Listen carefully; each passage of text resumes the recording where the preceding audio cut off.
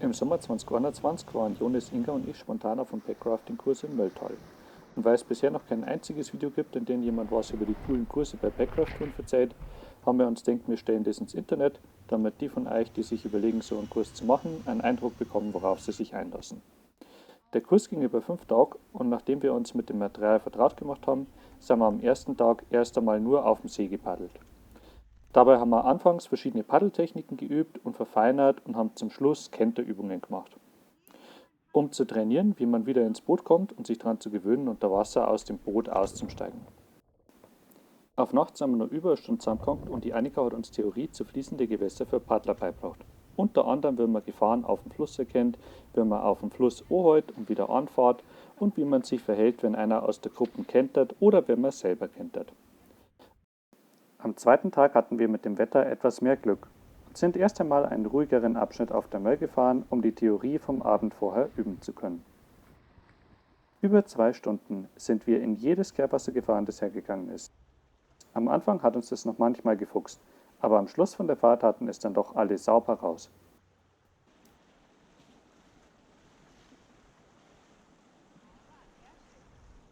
Die Krönung vom zweiten Tag war dann eine kleine Spielstelle mit einem geteilten Schwall mit mehreren Kehrwassern dahinter.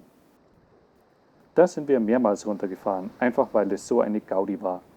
Außerdem war die Stelle super, um Traversieren, also das Überqueren des Flusses, zu üben. Natürlich gab es dabei auch Gelegenheit, die Kenterübungen vom Vortag in der Praxis zu testen.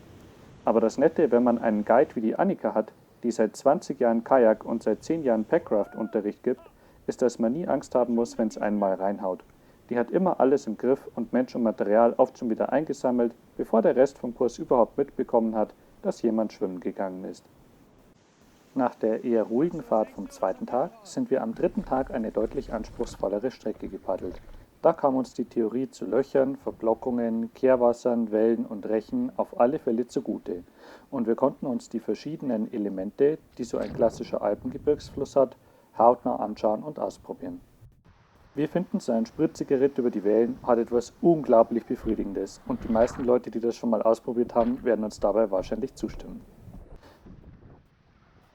Auch die Übungen vom Vortag, wie man Kehrwasser sauber anfährt und wieder aus ihnen herauskommt, waren für den Streckenabschnitt auf alle Fälle eine gute Investition.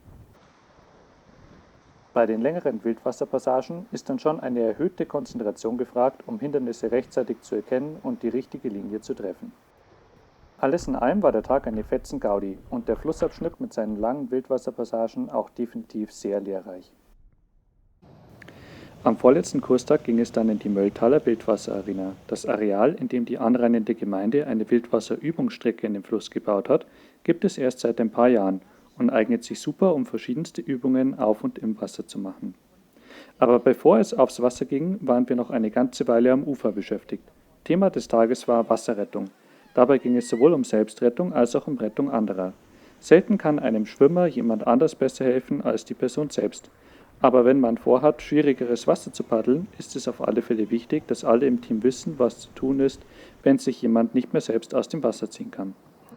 Bei den ersten Versuchen ist einiges schiefgegangen, was die Übungen aber umso sinnvoller gemacht hat. Am Schluss hatten wir es dann aber ganz gut raus und wissen, dass wir das auch in Zukunft immer mal wieder üben werden. Am Ende des Tages sind wir die Arena natürlich auch noch gepaddelt. Aber nach so viel Schwimmübungen war die Konzentration nicht mehr gut und die Strecke einfach zu schwer. Unser Guide Annika hat uns trotzdem die schweren Passagen probieren lassen, wobei es Jonas und mich prompt geschmissen hat. Begründung: Am eigenen Leib lernt man eben am besten. So ist uns dabei ein Paddel davon geschwommen und Jonas musste zu Fuß heimgehen. Das haben wir aber unterwegs wieder gefunden und am nächsten Tag konnte man wieder ganz normal weitermachen. Am letzten Tag hatten wir die freie Wahl, nochmal Übungen und Strecken der Vortage zu wiederholen. Dabei hat sich recht schnell ein Kompromiss gefunden, bei dem wir die Strecken von Tag 2 und 3 beide nochmal gepaddelt sind. Den am Vortag geschärften Blick dafür, wie man Leute und Material wieder aus dem Fluss ziehen kann, haben wir dabei nicht gebraucht. So war es der erste Tag, an dem niemand unfreiwillig schwimmen gegangen ist. Auch mit dem Wetter hatten wir zum Schluss nochmal richtig Glück.